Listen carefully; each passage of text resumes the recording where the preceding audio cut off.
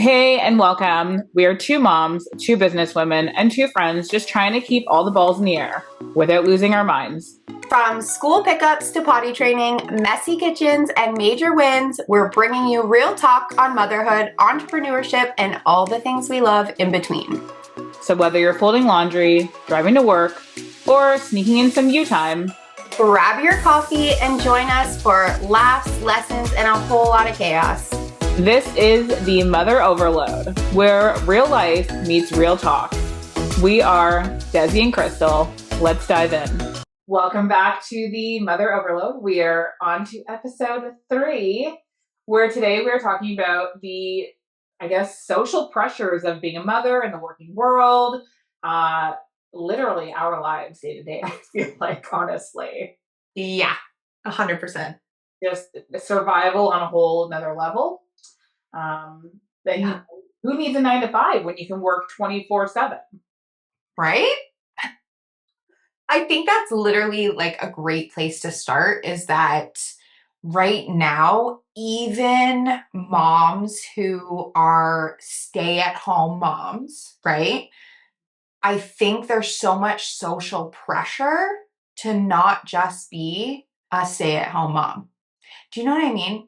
Like, whereas like you're already doing a full-time job, staying at home, doing cooking, cleaning, wrangling the children, like that is a full-time job. And I think that with social media, there's just so much pressure that you should be like, doing affiliate marketing, or you should be starting a little side hustle to contribute or whatever it may be. But I just feel like that's just the way it is now. Like you just can't only be one thing. Yeah. And also the affordability of life nowadays. Everybody needs to be working. Like I should be hiring my kids to be doing jobs at this point, right? Like freeloaders. Absolutely. 100%. Make them pull their weight. But it is really hard. I feel like in this age, and again, that could be society telling us that we need more than we really do. And I mean, yeah, the real estate market is insanity right now. But Oh, absolutely. yeah, Even for people who rent, it's absolutely insane. And I do feel that for sure, like the society pressure of just like, we always think we need more than we have. We don't. There's so many things that we could probably do without, but we don't. There's just still so many double standards. When I went back to work after having my son, like, not everybody asked me, like, oh, like, who has the baby? And it's like, well, he's at home with his more than capable dad. right, And no one ever asked Dave that question. right. At one time, where's the baby? They don't. They're like, oh, it's at home with its mom. Like they don't even ask that. Whereas I got asked that at almost every single job that I went to after I had him. And do you think it could be also? I mean, just to play devil's advocate, more so they're just like trying to ask about the baby, like, oh, how's the baby doing? Just making conversation. Where is he? Of course. Well, right. Yeah. But yeah. Absolutely. But I just do think that when you're looking at it in a perspective of no one's ever asked Dave that question, it's definitely weird a little bit. Oh yeah. I mean, now that my kids are older, I love to play on this now because like as much as Corey was like, he's a good dad. But like the baby stages, the younger stages, I had no like idea of what I expected. I had zero expectations going into this. We had friends that had kids before us, and it was just like you saw them fighting all the time over, well, you should be doing this and you should be doing that. So I went in with no expectations, nothing to be disappointed about, right? Yeah. If they're older, and I look at these dads that like voluntarily wake up in the middle of the night knowing they have to work the next day. I didn't have that.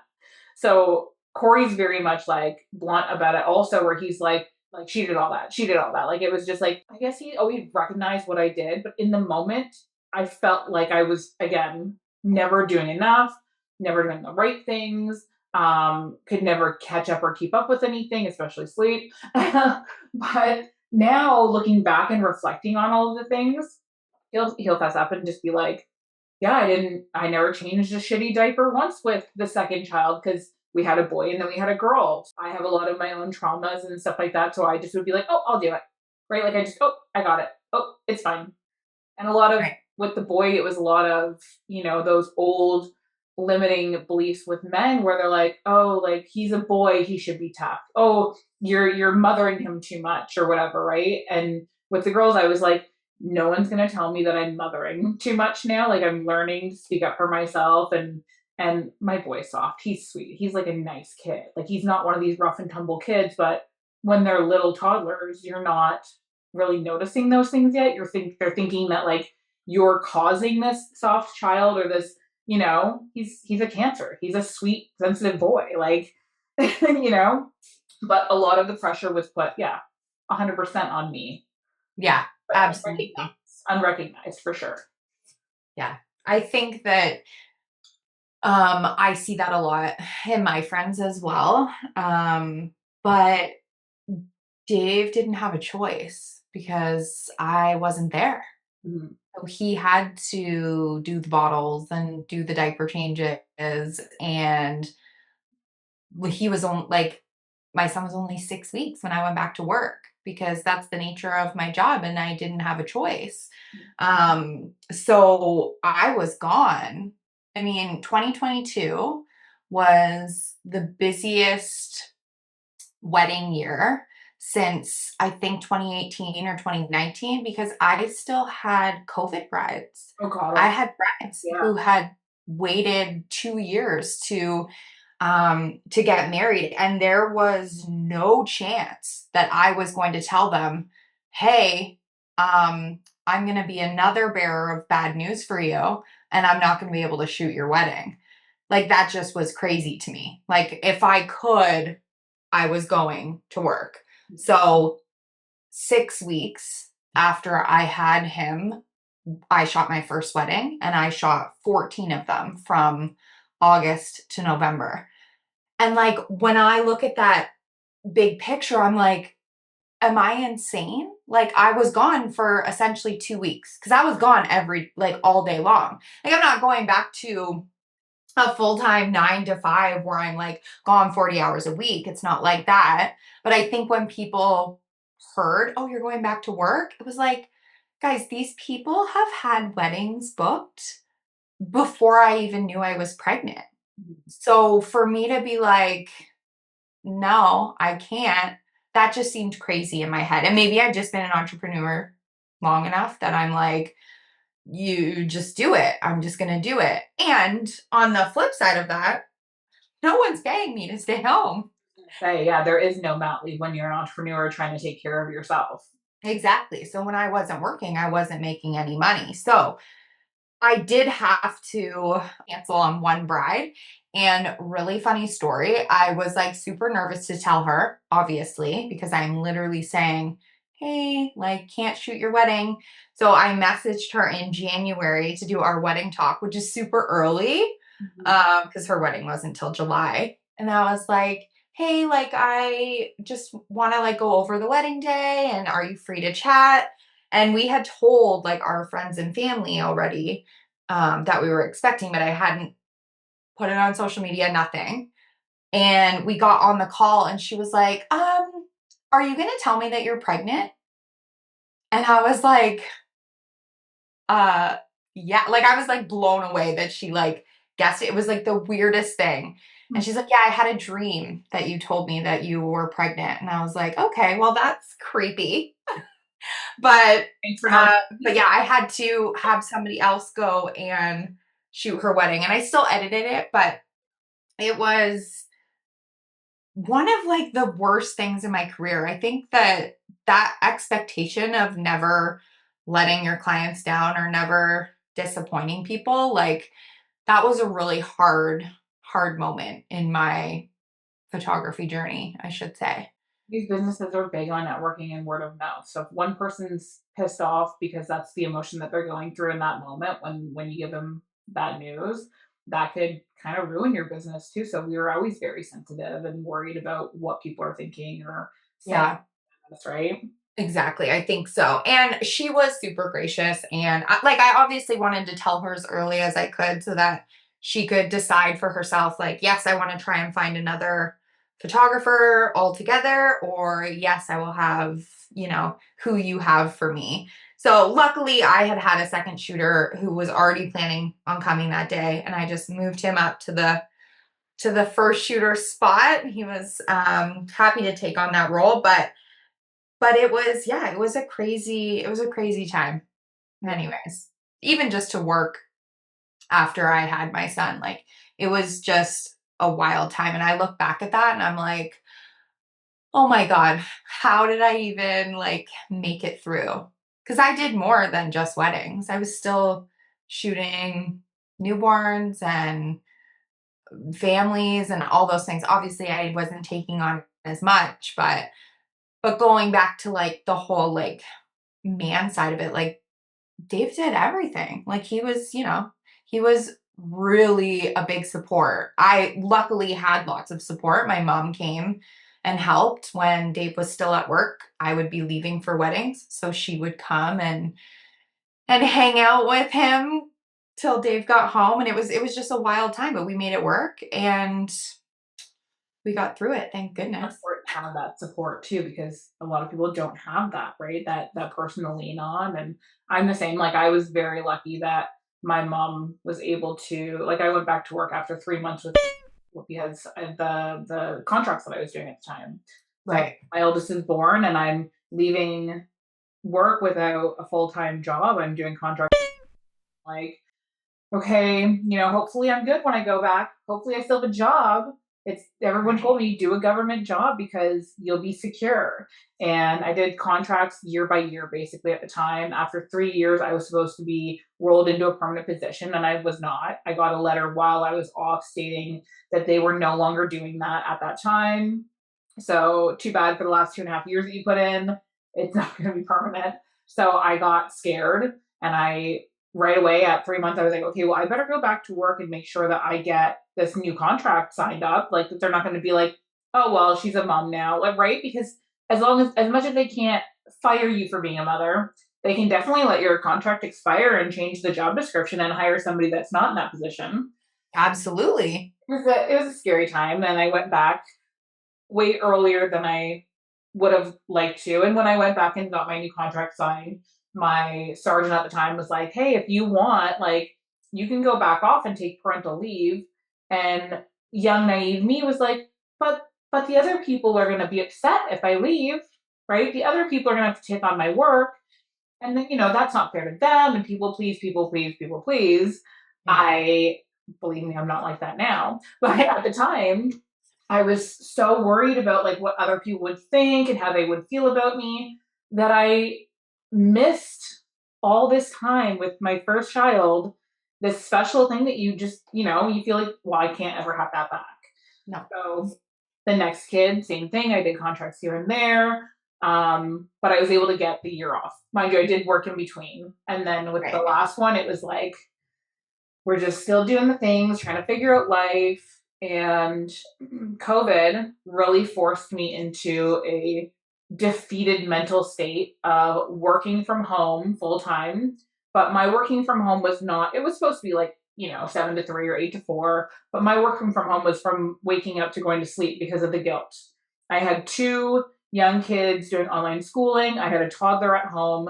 And I was just like, I don't know how many times I sent an email stating, I am not well. I mentally can no longer handle what's happening right now. I need help. My reply was, we all are in the same boat right now. So I didn't have the help. And I was like, okay, let me take a leave without pay, which I already had done in the past with small kids. So I was like, let me take leave without pay. And somebody had told me that there was like for care and nurturing of young children. So I was allowed to have up to 5 years of leave without pay, which, yeah, was helping me figure out my next step in life. Right. Wow, that's crazy. I mean, that's horrible that that's the email reply. Yeah, I mean, I wasn't really valued the way that I would have been somewhere else, I'm sure. But Mhm. I always had this belief because my grandmother did. She worked for the government, Parliament buildings all of her life, had a great pension. So I always was like, she's guided me into this. This is where I'm meant to be. No, Right. it was a lesson that I was meant to learn for sure. Yeah. It's a Absolutely. value system that I was meant to go through to understand my worth and who I am and whatever else, right? being a working mom, there's just so much guilt that comes with that, which blows my mind too. Like why we put so much pressure on ourselves, you know? I don't know. I think it's just our limiting beliefs. I think it's just what we're told, what we're taught growing up is that we're supposed to be the matriarch of our family and we're supposed to, we watch our grandmothers do it all, I feel like also, right? Grandmas are like boss. My grandma Grandma's our boss. We should get that on a shirt. Grandma's our boss. my grandma raised me. I know Corey's grandmother had a huge part of like raising him. And it's like when you lose those pieces of the family, you notice those things, right? Oh yeah, absolutely do. Oh my goodness. Yeah, my grandma, she's my nan, but Yeah. she is amazing. She's still here with us. So I'm very grateful for that. Yeah. That my son has a great grandma. Yeah, which is crazy, right? So wild. So wild to think of. So, because we were just talking about all that mom guilt, Ah, do you have a mom guilt like antidote? Do you have something that you find helps when you're feeling that kind of way? Um, I think I just really try and value the time that we do have together instead of me feeling guilty on the days when like I send to daycare and I'm here doing my work. Like I think I just really try and just value the days that we have together and make them really special and not think about work. And I think that really helps with the guilt. It's been a while since I really felt that guilty about like time away or me working. Yeah, I you find that balance because now you have that Yes. respect as well where you know to stop working at a certain time. Absolutely. I And think there is I bed. think I have really found that balance. Absolutely. And that definitely helps. Yeah. And mindset is huge also, right? You could literally sit there and dwell on everything and anything in life, or you can make a decision to make that change mentally.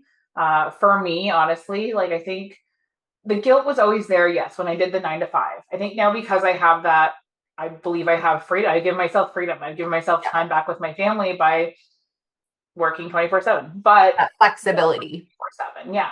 I feel like yes, I do still answer messages. I'll still message people back at 10 o'clock at night, 11 o'clock at night on Facebook if somebody's looking to have clothing made because I'm like, this is my quiet time now. I got to spend the evening with my kids and Yeah. I don't mind sending a message back here and there. I'm not gonna rush downstairs and start working away, but maybe I might if I have time, Maybe. if I have the energy, but that's rare. Yeah. Okay, the last time you felt really, really proud of yourself for something. Oh my goodness. Honestly, I'm proud of myself every time I'm caught up on work. Does that happen? Yeah. Yeah, that happens sometimes. It doesn't happen often, but when it does, I always feel super proud. Yeah. It's just like weight off the shoulders too, right? Yeah, absolutely. It just feels like because I think so much. I'm like, oh, I'm so busy. I'm so busy. I'm so busy. I'm never going to catch up. I'm never going to catch up. So when I do finally catch up, it's like, oh, it's literally just a weight off my shoulders. I always And wonder what I that's have like to, with laundry. When people are like, "Oh, I got all my laundry done," I'm like, "What is that?" if you fold your laundry and do it all in the same day, like I feel like you're a psychopath. 100%. Yeah. Um, for me, oh gosh. Okay. Last time I felt really proud of myself, I think it's just like making big decisions that benefit my family. Like how I took a big step back from a lot of things that I was like overwhelming myself with to people please. Yeah. Making those big bold decisions to be like, I don't know what's going to happen next, but I Right. just am okay with it. Right? Like it's hard in the moment because you're going in blind. But Mhm. I'm so big on like I trust the universe and whatever's meant for me will come for me regardless. That if I take a step from helping a friend and that isn't taken well, it is what it is. And they were no longer meant to be a part of me, right? Which is Right. of course like you're grieving relationships, you're grieving the people that you think are supposed to be there. Of course it's like horrible, but at the same time I'm just so open to everything. I think that's good. Yeah. If you had a personal assistant for one task, what would it be? Oh my God. Taxes. Everything You do taxes. your own taxes? Um, Pretty much. Oh, Like I don't do my own like I do mainly my own bookkeeping. okay. So I maybe have a bookkeeper. I Do you think have that's do you have the app called Dext?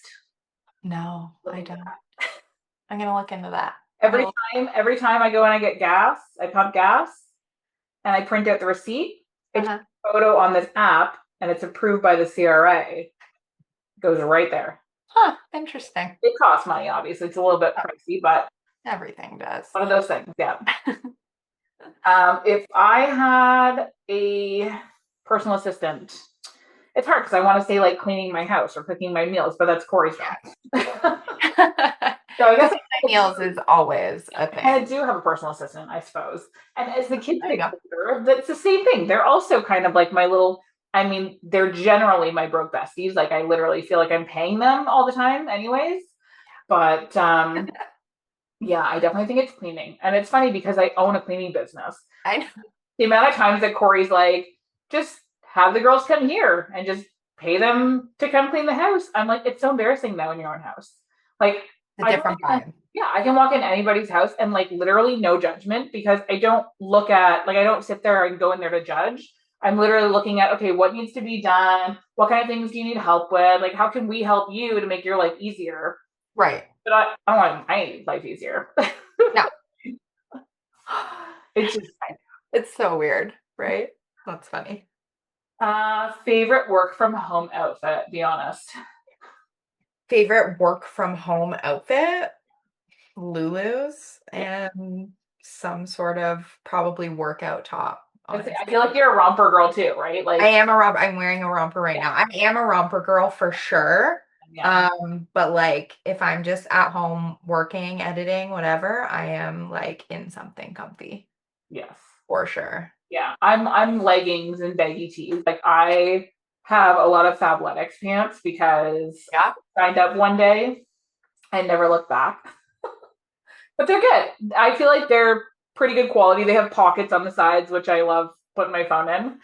Um, Dave actually has a subscription to Fabletics. He likes their t-shirts and stuff. So I sometimes just order on his. yeah, that's so I smart. love all the Chloe stuff. Yeah, I'll so shout out to my Kardashian girly. yeah, yeah. So anything leggings, t-shirts. Because I wish I could just. There's like so many cute pajama sets that I have that I would love to just wake up in and live my life in. But because I have to go to the school and I walk the To look like a human. yeah, yeah. I try to be, hairbrushed and some clean on. But yeah. Okay, what would you title this chapter that you're living right now? Complete chaos. Yeah. Okay. Because it is like my son's getting older. Things are a little bit more crazy, a little bit more hectic. We're thinking about putting him in like ball hockey for the summer. So now I'm like, okay, well, now I have, my schedule and Dave's schedule and now I'll have his schedule. Like it's always insane. But I feel like that's just what I would name like my book of my life because Yeah. it's always chaos. But And you always just make it work. You always just kind of figure it out anyways. You do the things and then figure it out yeah, later. Right? exactly. Like people are like, "Oh, like how do you do that?" And it's like, "What do you mean? You just do it. Yeah. Just do it." Right. I feel like mine would be like healing and growth, something along the lines of I feel like I'm on the other end of a lot of my stress and anxiety, which Mhm. is huge. Growth would be because I feel like I'm in like I want to say like my selfish era, but I don't feel like I'm selfish because I don't really have that. I feel like I'm in like a family selfishness. Like I'm very much family focused right now and I have no negative feelings towards that. Like I know a lot of the times people will tell moms like you need to have a life outside of your kids, which yes, but my headspace right now is so much like they're growing so fast. There's not much time when they're little.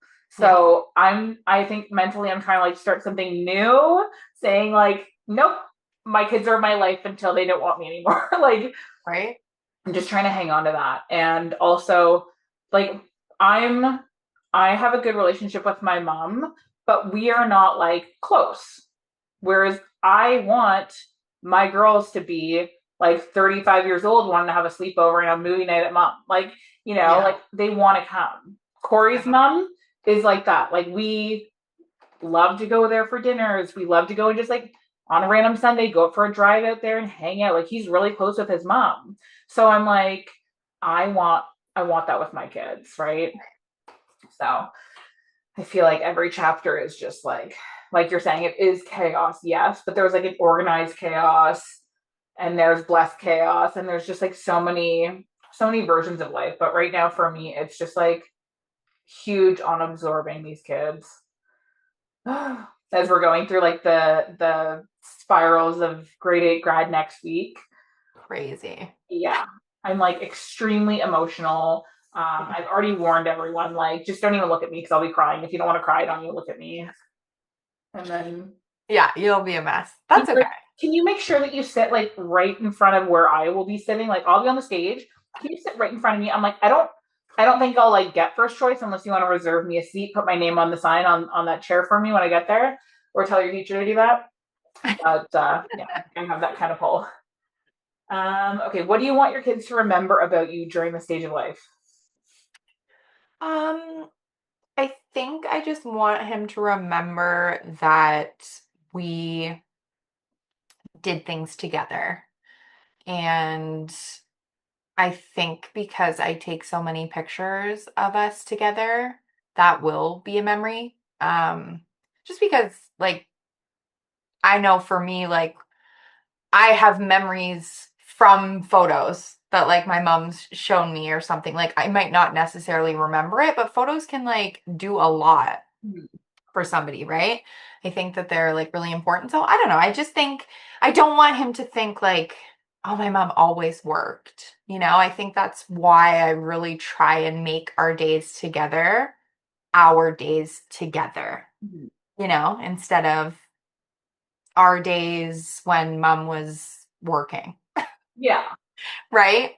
Like I'm you like there's sometimes when I'm like I'll pop onto my computer or something for like, 15 minutes or something if I really have to get something done, and he'll usually like color beside me or whatever, right? Still doing But I it. still try and make it like it's us. I want him to remember that, I was there Yeah. even though I was working from 6 weeks old. It's still important to me that he knows that, we were there. And like we try and do a lot of things as a family as well. Mhm. So, yeah, I think I just want him to remember that, we were there. Yeah. And I think it's so different from like when our parents were raising us, because a lot of it was like they didn't get to work from home. They had to Yep. go somewhere to work. So we were always like, gosh, I haven't seen that lady in a while. What does she look like? Like Right? yeah, it's completely different as to how it is now. So even like people having that guilt of working while the kids are there, you're still right there. It's just making sure that you find that patience with them. I think like my biggest thing right now is I want my kids to remember me as somebody who didn't yell. Like that's one of my hardest things, is that whenever they were little, I did yell. Of course I did. Like, it's totally human nature and normal to get frustrated and feel like you're not being heard. And now I'll repeat myself like 3 times and then I'll just stop. But I will not raise my voice after this. Whereas before I'd be like hello, hello, hello, and then I'd start getting like anxious and being like nobody hears me, no one's listening to me. This is so frustrating. And Right. now I'm just like, if I have to raise my voice, I'm physically sick. Please don't make me raise my voice. Like, I need to be heard. And then I feel like if you're not listening to me and I've said it enough times, and when they're ready to hear me, they'll say something to me. And then it's kind of like that respect back and forth. Like, you guys want to ask me for something, but when I'm asking for your help with something, it's not happening. So same goes, Right. right? Like, we have to be able to respect or each other on that side of it. No, I love that. I love that. Um, One word to describe how you're doing today. I'm doing good. We'll say good. Yeah. Yesterday was a hard day. I had a very hard day. Um, a client of mine just had an accident. I actually had to take them to the hospital. And everything is fine. Everything is good, but it was a very hard day. So that was tough. For respect for her, I'm not going to go into details, but yeah, everything's good. Everything's fine. But yesterday was very hard emotionally. So today I'm good. Good. Yeah. Everything went okay. Yes. Um, Everything's Good. Yes. Okay. I mean, that's just like a general, that's a perfect answer, I feel like, as well. Today, same. I feel good right now in this moment today. And I fine. think that's how you kind of have to take life as it comes too. Same thing. Yeah. I'm in my luteal phase, so I could be a hot mess in about 12 minutes. But Perfect. right now, I'm very much into this, like, I the love it. cycles of life and phases and whatever. Yes. Right? Need it. Okay. I'm gonna go ahead and wrap up this Okay. episode, and thank you for listening. Thank you for being here. I'm so glad that we get to like have these little chats every week. I know. I love it. It's going well. Yes. All right. So we will catch you on the next episode. Okay. Bye. Bye. Thank you for joining us on this episode of the Mother Overload podcast. This is a real talk space where two moms come together to unpack the beautiful chaos of motherhood. We are not experts. We're in it with you. This is a space for overwhelmed, overcaffeinated, heart wide open moms who need to know they're not alone.